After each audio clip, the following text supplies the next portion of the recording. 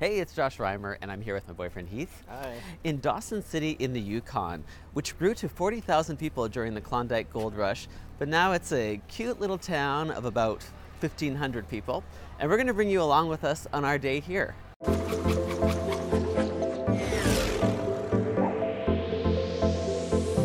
So we stayed at this cute little inn right in the heart of Dawson City. This is Bombay Peggys, built in 1900. It's a former brothel, so if these walls could talk. And we had a couple people in town tell us how this is the best place to stay at in Dawson City. There's Victorian decor, antique furnishings, and downstairs there's an adjoining pub where you can get Yukon brewed beers, among other things. But we decided to go for a plane ride with Great River Air. They have flight seeing tours over Tombstone Territorial Park.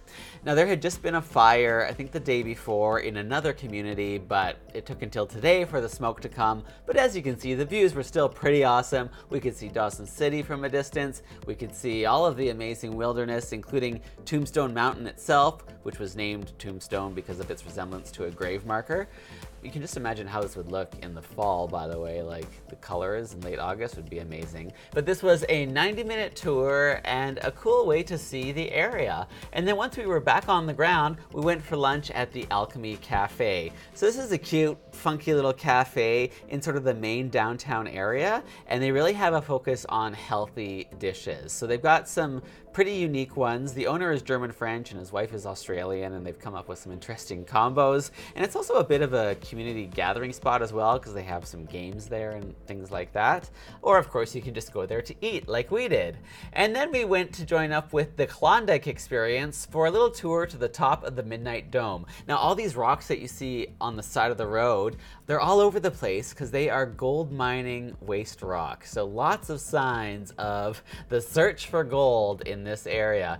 But the view up here is amazing. Of course, even more so if it wasn't so smoky, where you can see Dawson City itself, you can see the river in the area, the Klondike Valley, Bonanza Creek, top of the World Highway, and the Ogilvy Mountains, to name a few.